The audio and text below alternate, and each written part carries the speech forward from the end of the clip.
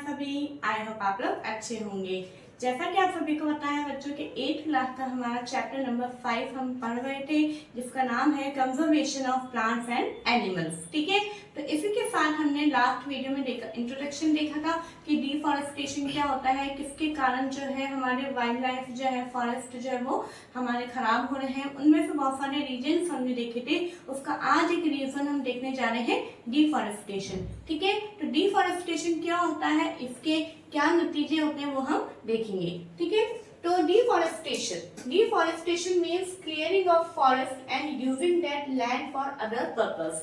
Deforestation का मतलब होता है जंगलों की सफाई करना, और जो कि मतलब और बहुत सारे पर्पस जो कि हम देख चुके हैं लास्ट वीडियो में, उसके लिए जमीन जो उन्हें चाहिए होती है, उन जमीन को पाने के लिए उनको जंगलों को साफ करना ही डिफॉरेस्टेशन कहलाता है। ठीक है, कॉन्सिक्वेंसेस ऑफ डिफॉरेस्टेशन, डिफॉरेस्टेशन के नतीजे क्या होते हैं। ठीक है, फर्स्ट है it increases the temperature and pollution level on the earth. ठीक है, ये अर्थ के ऊपर क्या करती है, टेम्परेचर को इंक्रीज करती है और अर्थ के ऊपर पॉल्यूशन लेवल बढ़ाती है। ओके, क्यों? क्योंकि आप देखते हैं ट्रीज जो है कम होते जाएंगे तो जो कार्बन डाइऑक्साइड है वो नहीं ले पाएंगे, जिसके कारण पॉल्यूशन हमारे अर्थ के ऊपर बहुत ज्यादा हो जाएगा। Okay, it increases the level of carbon dioxide in the atmosphere. Atmosphere में इसके कारण कार्बन डाइऑक्साइड बहुत ज्यादा बढ़ जाएगी। क्यों बढ़ जाएगी? क्योंकि एक प्लांट ही एक ऐसे हैं जो कि कार्बन डाइऑक्साइड को लेते हैं फोटोसिंथेसिस करने के लिए। ठीक है, लेकिन प्लांट ही नहीं आएंगे तो कार्बन डाइऑक्साइड यूज में नहीं आएगी और वो हमारे एटमॉस्फेयर में इंक्रीज होती जाएगी, जिसके कारण ground water level also gets lower, और जो ग्राउंड वाटर है वो भी बहुत ही कम होने लग जाएगा। ये अपन ने मेन 3 पॉइंट पढ़े हैं, इसके और हम डिटेल में अब हम देखने जा रहे हैं। देखिए, if cutting of trees continues, अगर हम पेड़ों को लगातार काटते रहेंगे तो rainfall and the fertility of the soil will decrease, तो जो बारिश है वो बहुत कम होने लग जाएगी और जो हमारी सॉइल की जो फर्टिलिटी है वो भी डिक्रीज होने लग जाती है। ठीक है, there will be increase chance of natural calamities such as flood and drought, जिसके कारण कुछ प्राकृतिक आपदाएं जैसे कि बाढ़ या फिर अकाल उसकी संभावनाएं होती है। Fewer trees would mean that less carbon dioxide will be used up, resulting in its increased amount in the atmosphere।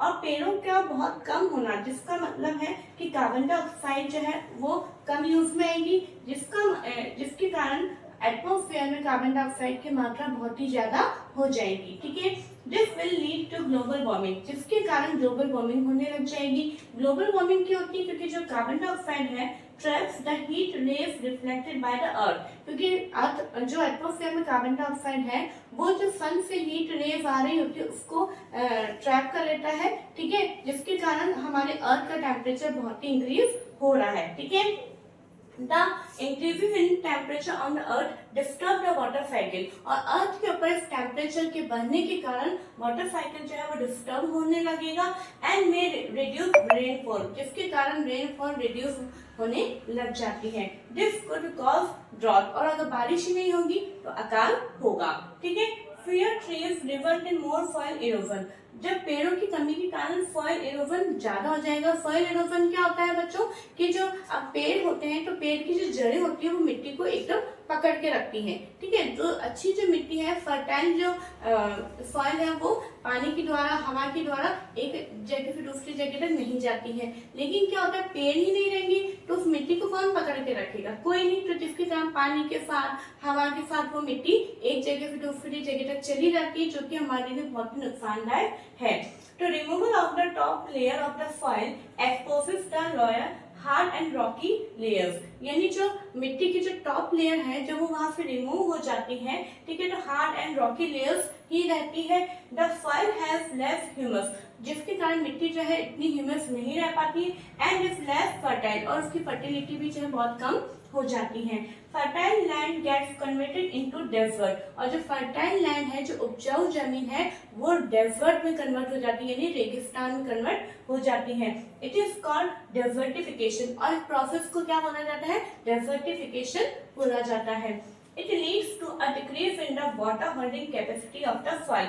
अब जिसके कारण क्या है, जब मिट्टी ही नहीं रहती है तो जो मिट्टी की जो वाटर होल्डिंग कैपेसिटी है वो भी नहीं हो पाएगी, और वाटर होल्डिंग कैपेसिटी नहीं होने के कारण ग्राउंड वाटर जो वो बहुत ही कम हो जाएगा। The movement of water from the soil surface into the ground is reduce, ठीक है। सो देयर आर फ्लड, जिसके कारण जो है जब पानी को एब्सॉर्ब करने की क्षमता खत्म हो जाएगी तो क्या होगा, पानी बाढ़ के रूप में बह के चला जाता है, बाढ़ आने लग जाती है। तो बच्चों ये हमारा डिफॉरेस्टेशन टॉपिक था आज का, और डिफॉरेस्टेशन के जो हमारे नतीजे क्या क्या हार्मफुल इफेक्ट हमें देखने को मिलते हैं वो आज के हम इस टॉपिक में देख रहे हैं। नेक्स्ट टॉपिक हम नेक्स्ट वीडियो के अंदर देखेंगे। अगर आपको वीडियो अच्छी लग रही है तो आप लाइक करें, शेयर करें, सब्सक्राइब करें। Thank you.